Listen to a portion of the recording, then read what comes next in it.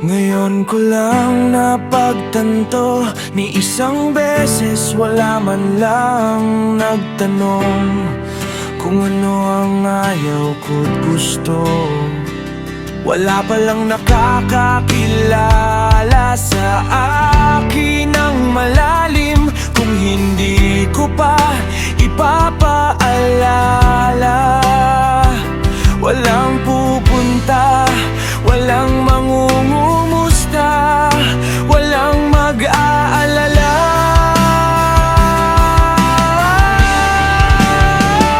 Sa dami kong pinagkwentuhan, wala man lang nagtangkang aralin ako.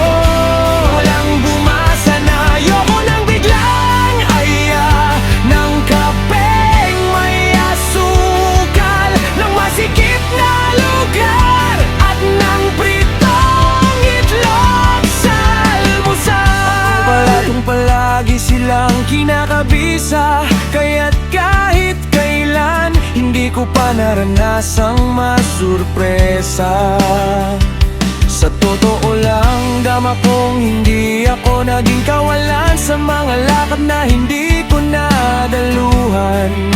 Palaging ako lang pala ang nagkokonsidera sa iba, pero pagdating sa akin walang pagpapahalagang bumabalik. Dama ko lang ang importansya sa tuwing mayroon ako ang bago, sa tuwing sila'y nang umagabay. Ngayon ko lang napagtanto, ni isang beses wala palang nagtanong kung ano ang ayaw ko't gusto. At hindi ayos to, hindi dapat ganitong trato ang natatanggap ko. Hindi dapat ako masanay na ginaganito.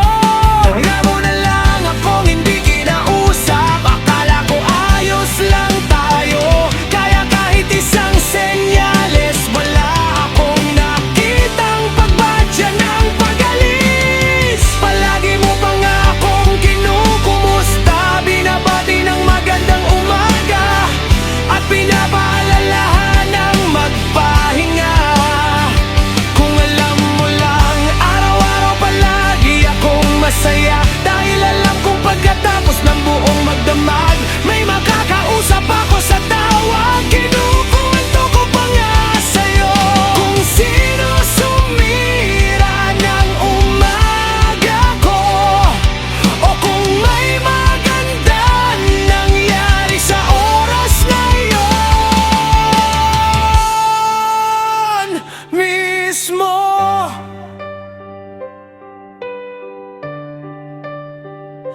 Hindi ko alam kung bakit bigla mo na lang akong hindi kinausap, kung naging madali man lahat para sa'yo. Sa akin ay hindi inaaral ko pa kung paano maging manhid sa tuwing maaalala ka. Nagmamakaawa pa rin ako, sarili ko na tama. Ang tagal ko na rin palang mag-isa, ilang beses na akong bumiyahe na ang tanging hawak ko ay bagahe. Walang kamay na pwede kong abutin sa tuwing tatawid ako sa kabilang daan. Ilang beses na rin akong kumain ng walang naging daga, ubos ng sobra. Tinatatagan ko palagi dahil alam kong walang masasandalan ang sarili. Nasanay na ako sa ganitong siklo, pero sa totoo lang gusto ko rin ng kasama. Ang tagal ko na rin palang mag-isa. Sana kapag handa at kaya ko na, dumating ka na.